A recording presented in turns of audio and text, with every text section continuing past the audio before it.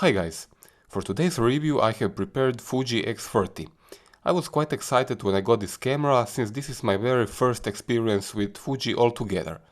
Fuji is a photo company which follows its own path in product philosophy. Instead competing with Canon and Nikon like Sony, Samsung, Olympus and Panasonic try, Fuji makes cameras which are completely different in design and ergonomics philosophy. I will go more into details in this review. For simple presentation, head over to Gadget Compare YouTube channel. I made it as simple and short as possible over there. The link is in the description below the video. From the first moment I could instantly see this camera is something different. Design is simply beautiful. Black rubber and silver body look astounding, and although black on black combination would be more invisible in street shooting, I think silver one looks way better. Chassis is made from magnesium alloy and external materials are splendid. X30 really looks and feels like a premium product. I'm not sure how to categorize this camera. Let's say this is a small rangefinder like camera or a big advanced compact like Canon G16 or Nikon P7700. At the front there is an excellent 4x optical zoom that covers 28 to 111 mm in 35mm equivalent.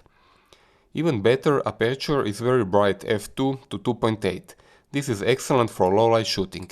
And even better than that, zoom is mechanically linked. This is great for three reasons. You can zoom really fast or really slow, there is no zoom motor which would drain the battery or malfunction, and you get the special DSLR or analog-like feel when using the camera with two hands. There is only a single downside. You need, as I said, two hands to operate the zoom and the camera. Behind the lens there is a small 9x7mm sensor. This is sensor size as found in compact cameras, and that limits two things. You cannot get very shallow depth of field, and high ISO is noisy. I am happy to report this is one of the best sensors of this size. When you zoom into images, all the fine details are there, and high ISO is actually perfectly usable at ISO 800. This is not a low-light camera though, but thanks to bright lens and image stabilization, you can get pretty decent results if you shoot stationary objects like cityscape. Fuji X30 uses hybrid autofocus system, which means combination of contrast and phase detection. It does not focus instantly, but almost never takes more than half a second to focus. Even in low light it will focus in around a second, what is actually excellent performance. You can choose between 49 focus points and even select their size in 5 levels. At the front of the camera there is a mechanical switch for single, continuous or manual focus. Macro is also quite capable. It goes down to 1 cm. LCD is tiltable, has 3-inch diagonal and 920,000 dots. Viewing experience and angles are excellent. Electronic viewfinder is also excellent. It uses OLED technology and has very high 2.36 million dots. Battery life is splendid. It provides around 450 shots out of a single charge. This is more than I would expect for such a camera, and competitors like Canon G16 or Nikon P7700 give you only around 300 shots. The bad thing, at least in my eyes, is in-camera charging.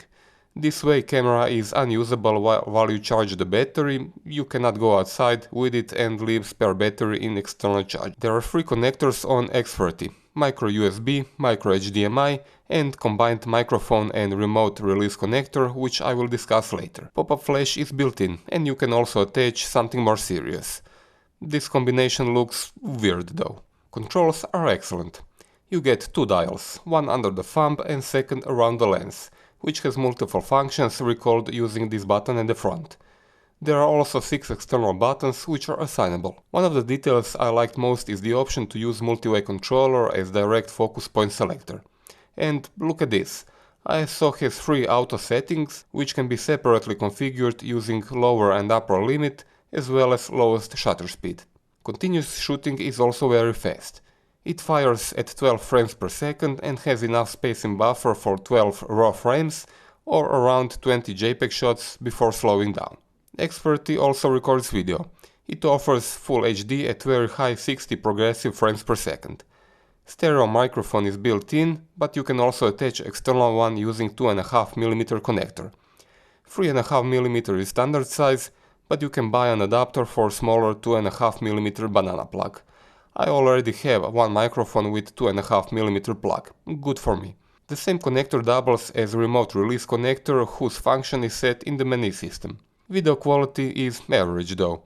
I could see pixelated details in some parts of the video, and there is more effect. X30 is not the camera of choice for video enthusiasts.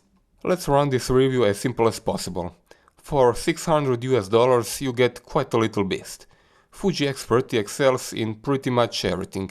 Image quality, features, autofocus, burst rate, handling, build quality, and there is this gorgeous design.